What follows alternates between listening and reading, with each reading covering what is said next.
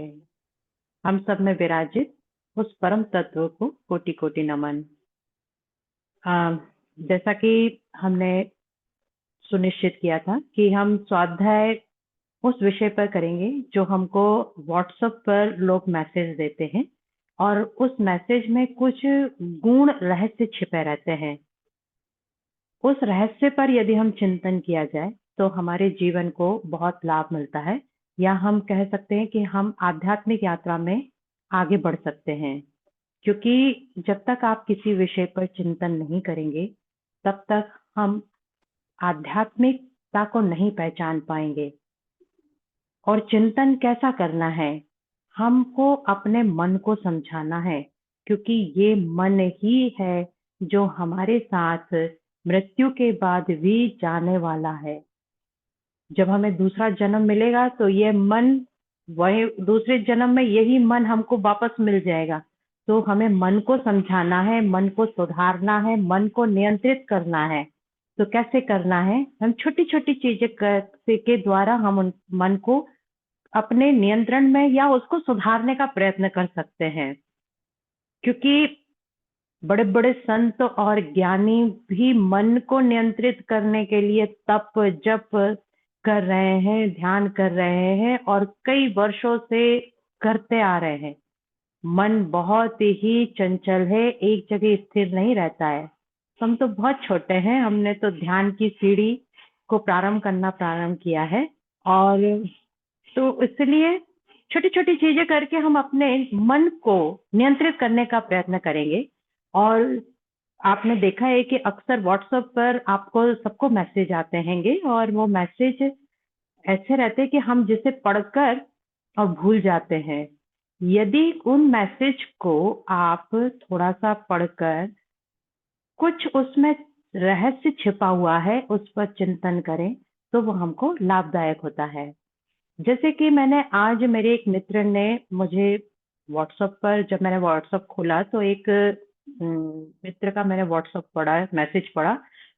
तो उसमें लिखा हुआ था कि नजदीक जाओगे तो सम्मान घटे और नजदीक जाओगे तो सम्मान मिले।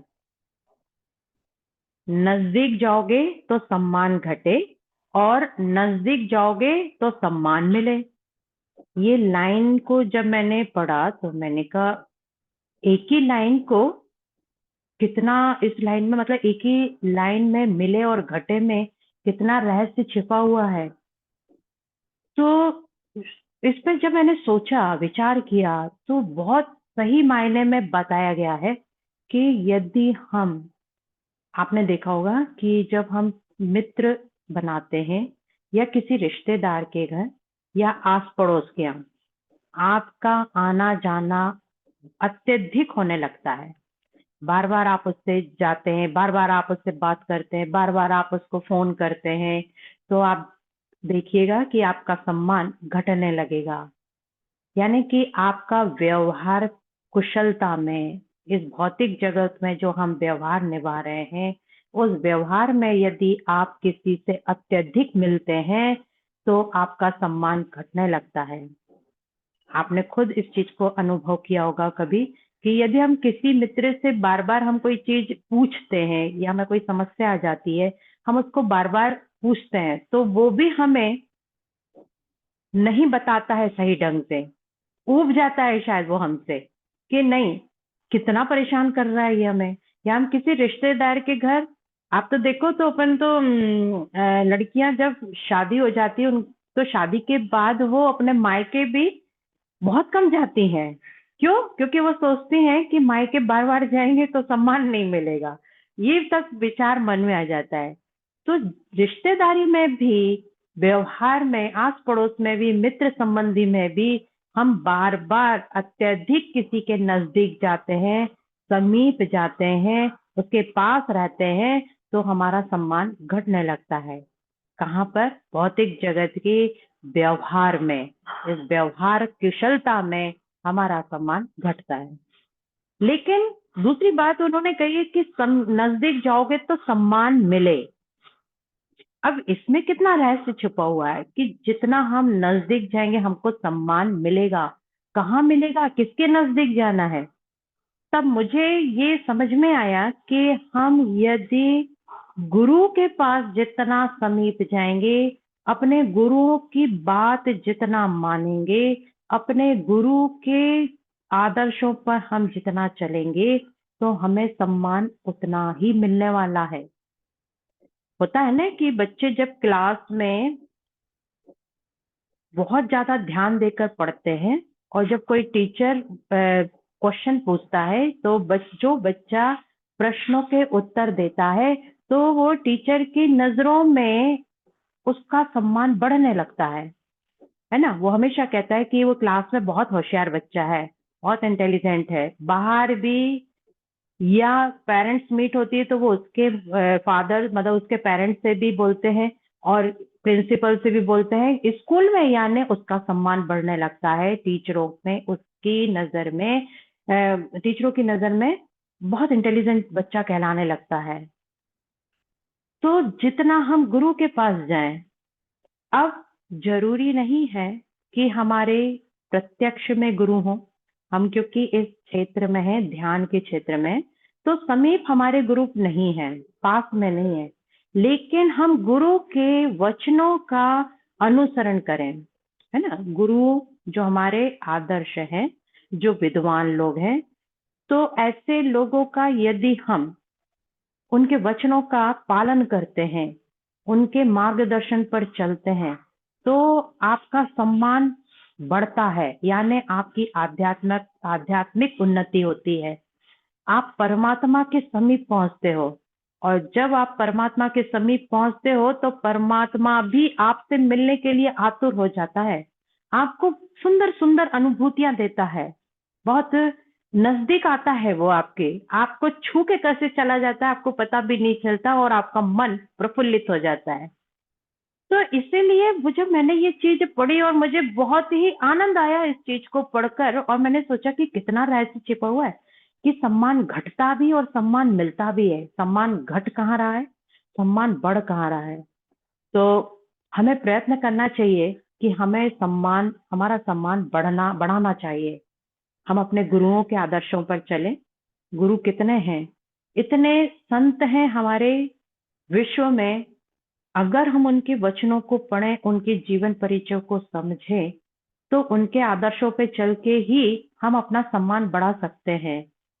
सम्मान का मतलब यहाँ है कि हम अपनी आध्यात्मिक उन्नति कर सकते हैं, आध्यात्मिक यात्रा में आगे बढ़ सकते हैं, और बहुत जरूरी है क्योंकि मनुष्य जीवन मिला ही इसलिए है। तो ए मन, मैं अपने मन को समझा रही हूँ कि ये मन, इधर उधर भटकना बंद कर और चिंतन करना प्रयत्न कर, जिससे तेरा ही लाभ है और तुझे परमात्मा की प्राप्ति निश्चित है। तो एक मैसेज जब ये मैंने पढ़ा तो मुझे बहुत आनंद आया और इस पे मैंने चिंतन किया तो मेरा सार शायद यही निकला। बाकी आप लोगों के विचारों में वह सार कुछ और हो सकता है, तो हम उसको भी जानेंगे। एक चीज और मैंने पढ़ी थी कि दूसरा मैसेज जब मैंने पढ़ा तो उसमें लिखा था कि परेशान सब हैं, कुछ सच में और कुछ सच से। बड़ी अनोखी बात है ना कि परेशान सब हैं, कुछ सच से और कुछ सच में।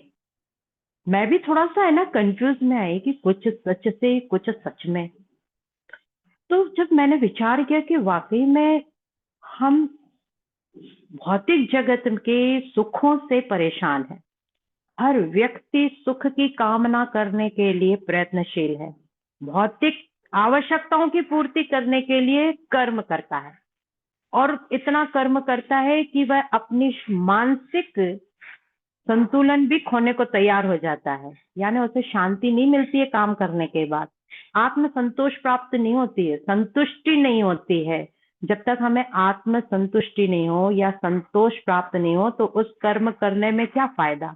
लेकिन आज मनुष्य परेशान क्यों है? सच में इसलिए परेशान है कि उसकी आवश्यकताएं इतनी अत्यधिक हो गई हैं कि उस आवश्यकताओं को पूरा करने के लिए वह इतने ऐसे कर्म करता है, इतने कर्म करता है कि वह अपना सुख और शांति को भंग कर देता है, सुख और शांति नहीं अपनाता हैगा। तो जिसके कारण मनुष्य क्या करे, उसको संतुष्टि प्राप्त करने के लिए या मन की शांति प्राप्त करने के लिए हमें ध्यान करना ही चाहिए। लेकिन दूसरी लाइन उन्होंने ये भी लिखी थी कि परेशान सब है, कुछ सच में और कुछ सत्य से। अब सत्य से कैसे परेशान है? सत्य क्या है? सत्य तो वही है जो अनंत है, जो अनादि है, जिसका ना जन्म है ना मरण है, सनातन है। तो उससे कैसे परेशान है? सोचने वाली बात है ना, विचार करने वाली बात है। आप सोचिए, मैंने जब ये मैं विचार किया, चिंतन किया, तो मुझे समझ में आया कि कितने लोग इस सत्य की खोज में कितने मार्ग अपनाते हैं और कितना प्रयत्न करते हैं कि वह सत्य क्या है उसको जानने के लिए इतने परेशान रहते हैं। परेशान मतलब इतना कठिन तप कर रहे, कठिन तपस्या कर रहे, कठिन जप कर रहे, कठिन मंत्र उच्चारण कर रहे, कठिन पूजा पाठ कर रहे, कठिन से कठिन कार्य कर रहे हैं। लेकिन उस सत्य को जानने के लिए कठिन कार्य करने की आवश्यकता ही नहीं है। बिल्कुल मेरी समझ में बहुत सहज है, बहुत सरल है। कैसे है वो सरल और सहज? सिर्फ शांति, एकांत की शांति। एकांत में बैठिए, शांति का अनुभव कीजिए, तो धीरे धीरे आपको उस शांति में जो आनंद प्राप्त होता है ना, वो ही सत्य है। तो उस सत्य को खोजने में सच में लोग परेशान है। कैसे परेशान है आप देखो, मैंने जगह जगह देखा है कि आजकल इतने सेंटर खुले हुए हैं कि सत्य की मन की शांति, सत्य की खोज, ऐसे ऐसे सेंटर खुले हुए हैं जगह जगह और लिखा हुआ और लोग जा रहे हैं, लेकिन फिर भी आत्म संतुष्टि नहीं है, फिर भी संतुष्टि नहीं है।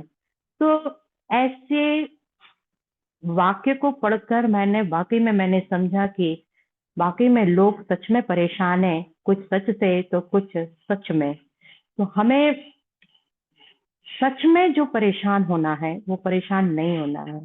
आध्यात्मिक आवश्यकताएं की पूर्ति आवश्यक है, लेकिन जितनी आवश्यक है उतना ही करना चाहिए। आगे प्रयत्न नहीं करना चाहिए कि अनावश्यक प्रयत्न करने से क्या मिल रहा है, ना आपको शारीरिक संतुष्टि ना मानसिक संतुष्टि। ऐसे प्रयत्न नहीं करना चाहिए। दूसरी चीज, और सच में अगर हमें परेशान होने की आवश्यकता नहीं है, हम जो कार्य कर रहे हैं कि एकांत में बैठते हैं, अपने ध्यान में मग्न होते हैं, उस परमात्मा को की अनुभूति हमें जब प्राप्त होती, जो आनंद होती है, तो हम परेशान नहीं होते, हम आनंद में होते हैं। तो ये विचारों को जब मैंने पढ़ा तो मुझे चिंतन करके आनंद आया और अपने मन को समझाया तो शायद मेरा मन भी खिलखिला उठा। तो इसी शब्दों के साथ मैं अपनी वाणी को विराम देती हूँ। धन्यवाद।